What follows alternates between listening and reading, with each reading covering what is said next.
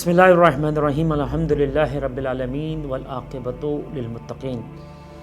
یہ آج کا موضوع بہت اہم موضوع ہے جس کی جانب میں اپنے تمام سننے والوں اور دیکھنے والوں کو ایک اہم پیغام دینا چاہتا ہوں۔ پوری دنیا میں ایک سوال جو آج کی پڑھی لکھی دنیا ہے اور پڑھے لکھے لوگ جو سوشل میڈیا دیکھتے ہیں، جن کا تعلق اسلام سے، دین سے ہے، جن کا تعلق انسانیت سے ہے اور جو دین کو سمجھنا چاہتے ہیں، جو دین پر عمل کرنے کی کوشش کر رہے ہیں، اپنی دنیا کے ساتھ ساتھ اپنے واجبات کو ادا کرتے ہیں، اپنے معاشرے میں وہ بہترین کردار پیش کرتے ہیں، وہ اپنی فیملی کے لیے، اپنی اولاد کے لیے، اپنے بہن بھائیوں، اپنے گھر والوں، اپنے پڑوس کے لیے، اپنی سوسائٹی کے لیے ایک اچھا فرد بننے کی کوشش کرتے ہیں۔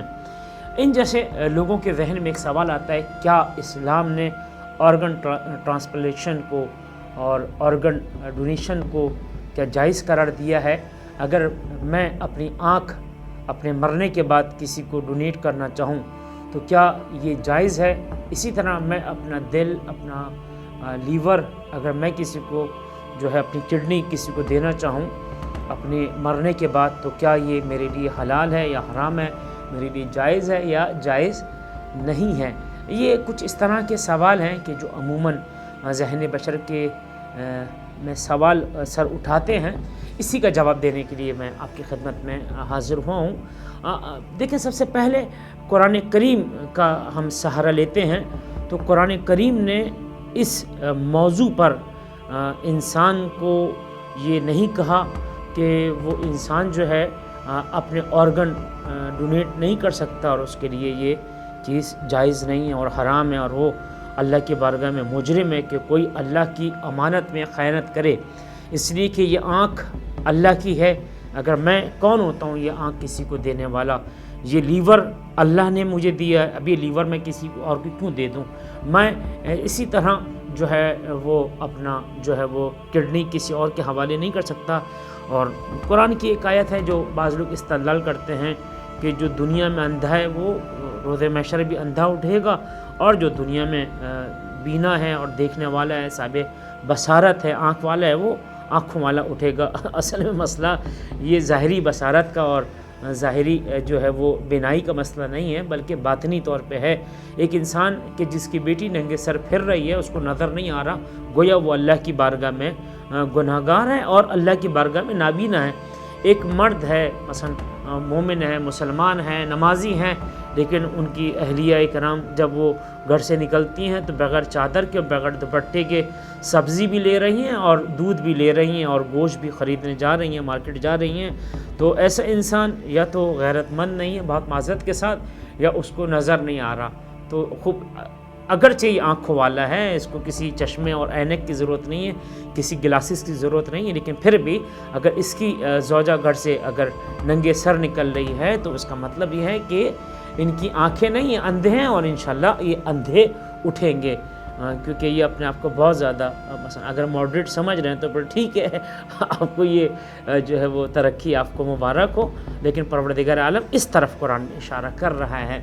لیکن اگر وہ آرگن ڈونیشن کی اگر بات کی جائے تو قرآن کریم نے اس طرف سورہ مائدہ کی 23 آیت کو بہترین انداز سے بیان کیا ہے کہ من قتل نفسا بغیر نفس فکأنما قتل الناس جميعا ومن احیاها فکأنما احیا الناس جميعا۔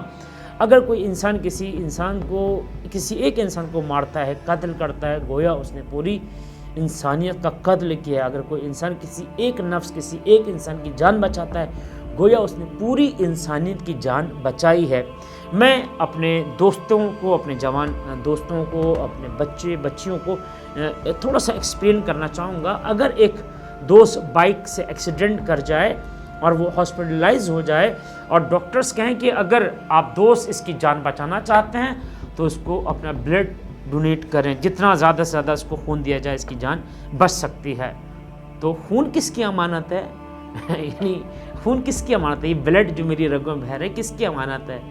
جی میں نے کیا کسی وہ پیٹرول پمپ پہ جا کے یہ اپنا بلڈ ڈلوایا ہے؟ یہ اللہ کی امانت ہے۔ لیکن میں اگر دے رہا ہوں تو قرآن کیا کہہ رہا ہے؟ تم نے ایک نفس کو نہیں بچایا، گویا تم نے پوری انسانیت کو بچایا ہے۔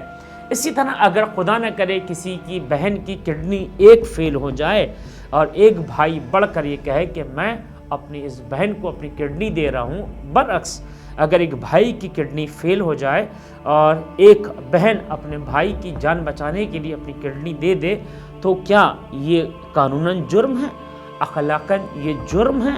یہ سوال پیدا ہوتا ہے۔ اگر یہ جرم تھا تو پھر ہمیں یہ جو پاکستان کے ایک مایہ ناز، ایک بہترین ایک ڈاکٹر، ایک سرجن، جنہوں نے نہ جانے ہزاروں لاکھوں افراد کی جان بچائی ہے، بچا رہے ہیں، اور مزے کی بات ہے ان پہ بھی 2 دفعہ 3 دفعہ جو ہے وہ اٹیک ہوا، ان کو بھی قتل کرنے کی کوشش کی گئی کہ ان کا فلاں مکتب فکر سے تعلق ہے تو ان کو لہٰذا مار دیا جائے۔ جس طرح سے کراچی میں آپ نے دیکھا اس پاکستان میں کہ بڑے بڑے ڈاکٹرز اور انجینئرز اور پروفیسرز کو اور بہت سے بڑے بڑے اسکالرز جو دنیا سے اپنے گھر میں اپنے خاندانوں سے ملنے آئے، ان کو صرف یہ کہہ کے مار دیا گیا کہ فلاں مکتب سے ان کا تعلق ہے، ان کو زندہ رہنے کا حق نہیں ہے۔ اگر یہ آرگن ڈونیشن اگر ڈونیٹ کرنا جائز کام نہ ہوتا تو اور یہ جرم ہوتا تو پھر ادیب رضوی صاحب کو کس نے اجازت دی کہ ادیب رضوی صاحب لاکھوں غریب لوگوں کی جان بچائیں؟ ان کو تو جیل میں ڈال دینا چاہیے، سینٹرل جیل میں ڈال دینا چاہیے۔ بھائی آپ کو کس نے حق دیا ہے کہ آپ ان مفلس نادار بیماروں کی جان پہلے کراچی میں بچاتے تھے، اب آپ نے سکھر میں بھی اپنا سینٹر قائم کیا ہے، وہاں پر بھی آپ غریب سیلاب زدگان کہ جن کے پاس کھانے کے لیے جو ہے وہ روٹی نہیں ہے اور آپ ان کی جان بچا رہے ہیں، آپ ان کو لیور اپنا جو ہے وہ ٹرانسپلیشن کرتے ہیں۔ آپ کو کس نے یہ الاؤ کیا، کس نے آپ کو یہ سرٹیفکیٹ دیا ہے؟ تو اگر یہ جرم ہوتا پاکستان کے لاء میں، اگر شریعت میں، تو کیونکہ یہ الحمدللہ اسلامی جمہوریہ پاکستان ہے، تو پھر یہ ڈاکٹر ادیب رضوی کو تو سینٹرل جیل کے اندر یا سکھر جیل کے اندر بند کر دینا چاہیے تھا۔ پھر میں آپ کی خدمت عالیہ میں عرض کروں کہ قرآن جو نظریہ دیتا ہے وہ نظریہ یہ ہے کہ اگر تم ایک انسان کی جان بچاتے ہو، تم نے لیور دے کر، کڈنی دے کر ایک آدمی کی جان نہیں بچائی، گویا تم نے پوری انسانیت کی جان بچا لی۔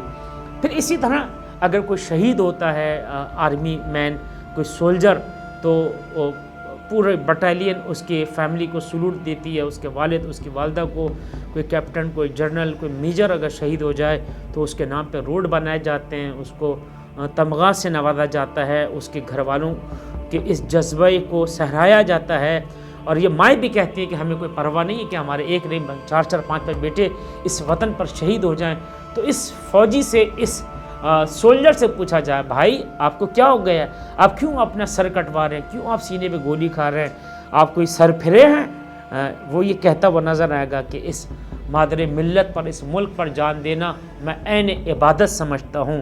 اس ماؤں بہنوں کی عزتوں کو بچانا اور اس کی 4 دیواری، اس ملک کی سرحدوں کی جو ہے حفاظت کرنا میں عین عبادت سمجھتا ہوں۔ اور اللہ تعالیٰ نے اس طرح کے سولجر کو جو اس وطن کی محبت میں، اس مٹی کی محبت میں اپنی جانوں کو نذرانہ پیش کرتے ہیں، پروردگار نے اس کو شہید کہا ہے، جو اپنی جان کو ڈونیٹ کر رہا ہے، کوئی آرگن نہیں بلکہ پورا سر دے رہا ہے، اپنا سینہ پیش کر رہا ہے گولیوں کے دشمنوں کے سامنے، اللہ تعالیٰ اس کو شہید کہتا ہے، یعنی اس کو مرنے نہیں دیتا بلکہ یہ ہمیشہ کے لیے تاحیات زندہ ہے۔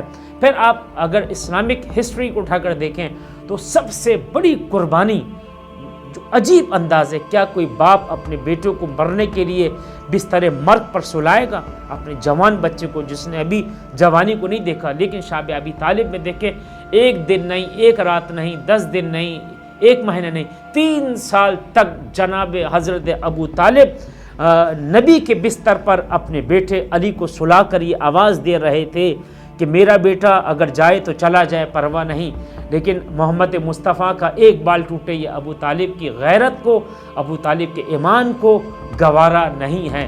والسلام علیکم ورحمۃ اللہ وبرکاتہ۔